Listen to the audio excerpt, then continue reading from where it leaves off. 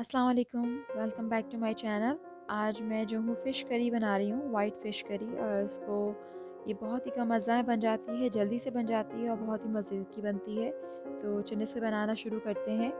White fish curry बनाने के लिए मैंने 4 दरमियानी प्याज और 5 से 6 अदद हरी मिर्च लिया और इन्हें बारीक काट लिया। एक पैन में सरसों का तेल डाल के इसे तेज़ गरम किया और 2 प्याज के छिलके डालकर उनको इतनी देर तक पकाया कि प्याज का रंग गहरा हो गया। थोड़ा सा प्याज डाल के इसे जला लूँगी।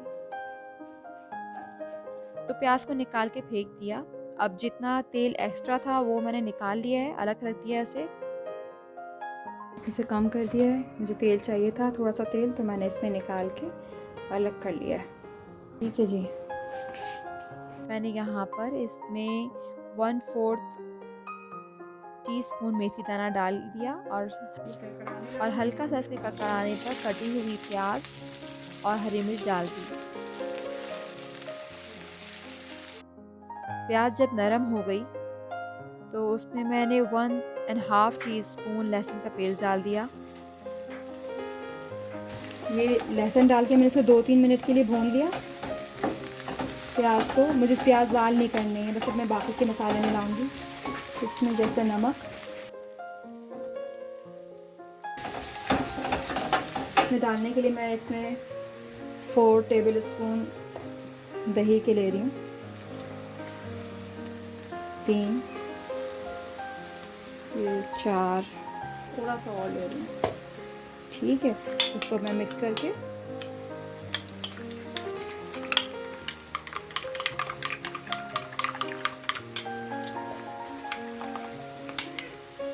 इसको इसमें डाल दूँगी।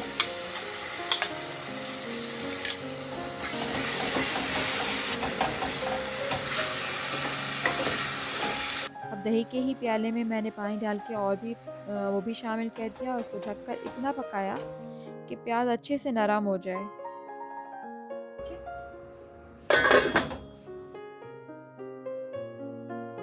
यहाँ पर मैंने 3 नींबू लिए हैं, उनका रस निकाल लिया है।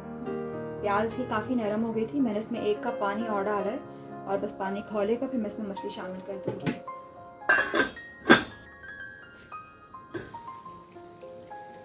पानी खौल गया, अब मैं इसमें मछली शामिल कर दे रही हूँ। मछली धो के मैंने सुल्तान इब्राहिम फिश है, ये फ़िश मैं इसमें शामिल कर दूँगी। चाहे तो और शोरबा डाल दें, थोड़ा सा और पानी चाहे तो डाल सकते हैं।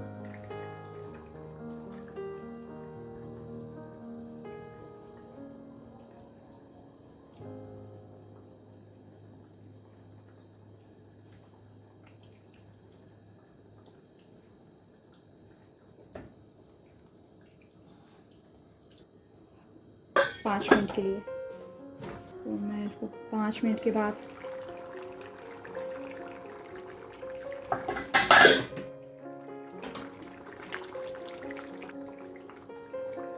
5 मिनट के बाद मैं अब इसमें जो है भुना पिसा ज़ीरा मिला रही हूँ।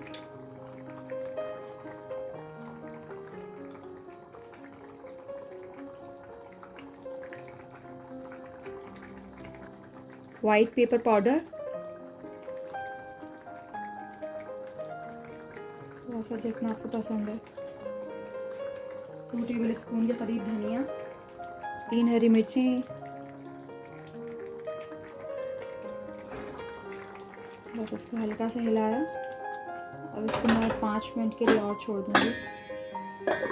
मिनट हो गए।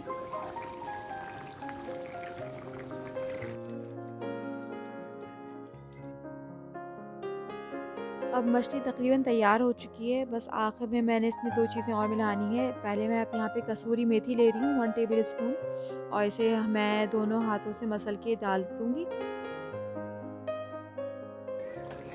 अब इस पॉइंट में मैंने इसको यहाँ पे चूल्हा बंद कर दिया है और उसके बाद फिर मैंने सबसे आखिर में चूल्हा बंद करने के बाद जो नींबू का रस निकाल के रखा था वो नींबू का रस भी मैं शामिल कर दूँगी।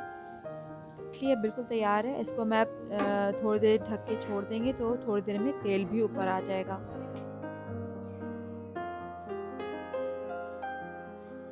ये मछली अब बिल्कुल तैयार है। इसे स्टीम राइस के साथ इसको सर्व करें। उबले हुए चावलों के साथ इसे सर्व कीजिए और इसको ये बहुत मज़े की लगेगी। तो ये थी आज की रेसिपी। मुझे उम्मीद है आप लोगों को आज की रेसिपी बहुत पसंद आएगी। अगर आप लोगों को आज की रेसिपी पसंद आए तो इसे लाइक, शेयर, सब्सक्राइब ज़रूर कीजिएगा। Thank you so much for watching. अल्लाह हाफ़िज़।